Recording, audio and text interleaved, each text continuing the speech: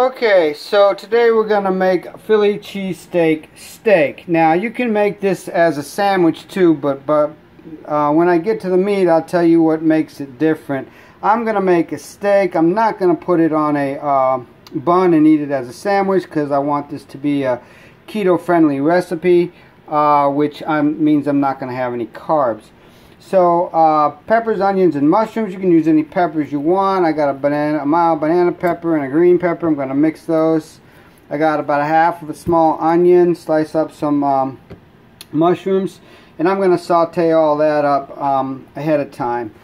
And we're going to salt and pepper that, and then we're going to season our steak. Now, I asked the butcher to thinly slice me some ribeye steaks, about 1/8 of an inch thick. I wanted it like lunch meat, and I was gonna kind of stir fry the beef, but apparently he was hard of hearing. He didn't do that. These are about a little over 1/4 of an inch thick. But again, since I'm not putting on a sandwich, this is fine. If you were putting on a sandwich, you would either want to get it thinly sliced by the butcher, or you could get a really thick steak and cut it this way thinly, and that works too. So, and what I'm going to use for the Philly steak seasoning, I tried a couple different seasonings. I use this fajita mix. It's got steak on it, like a steak fajita mix, and I'm mixing it with about half and half with Chicago steak seasoning. This happens to be Weber, but you can get any Chicago steak seasoning. They're all about the same. And what I've done over here is, if I had a mortar and pestle, I would be using it. But what I did is just try to break up that Chicago steak seasoning. Is really rough, big grains of salt, big pieces of garlic. So I just tried to break that up so I could spread it. And I got a little bit of meat tenderizer also I'm going to sprinkle on the steak. And then what we're going to do is fry the vegetables up, and then fry the steak up, and then put it, oh, and the cheese. I'm sorry, I got provolone and white American cheese that also going to go on there. And that goes on right at the end, and pull that out when it's time. Okay, so what I did is just lightly sprinkled on just a little of the meat tenderizer, and then just gave a good coating of the spice mix that I had prepared. Not too much. Pat it in a little bit. Flip it over, do the same thing on this side. Just a light sprinkle of the meat tenderizer. And then sprinkle on the, I'd like to make a big batch of this and put it in a shaker. I really like the combination. It works really great for this recipe.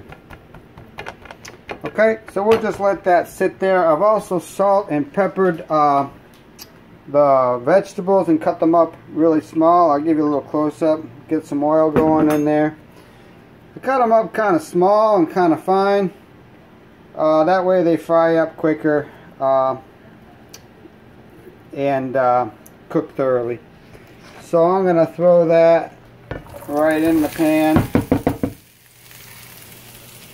and I'm going to just put a splash of this seasoning right in there too, not too much. Okay, that's going to take about 4 or 5 minutes to cook down. I'm going to set them aside, then throw the steak in. I'll be back at that time. Okay, so once your vegetables are done, I had this on medium heat and I cooked it for about 10 minutes fully. As you can see, I got them lightly brown, nice and soft, fully cooked. I don't like them raw. And so those are done. Set them aside. A little more oil for the steak to go on. Then just take it and lay it right in there. I do about 3 minutes per side. Once I flip the first side, I put the cheese on and put the vegetables back on, and I cover the pan. So I will come back and just let that sit. Don't touch it for 3 minutes or a little bit more. Once it's nice and browned up on the other side, and you can see it starting to cook through about halfway, that's when you know to flip it, and I'll come back and show you that step once we reach it.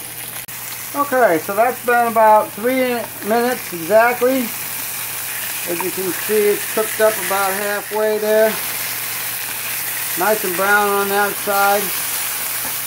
So I'm going to go ahead and flip it. Let it go for another 3 minutes. I am on medium-high heat. What I do with the cheese is I lay the American down. It's white American, but it's got a little yellow in it.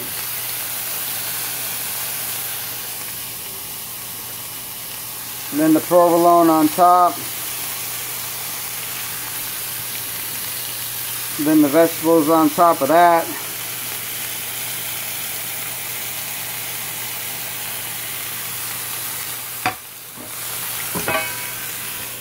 Then I cover it for the rest of 3 minutes. Be back when it's ready to serve. Alright, so it's been another 3 minutes. Covered. As you can see, the cheese is fully melted. This is all good to go. Just lift it out, put it back on the plate. Grab a few of the remaining vegetables that fell off.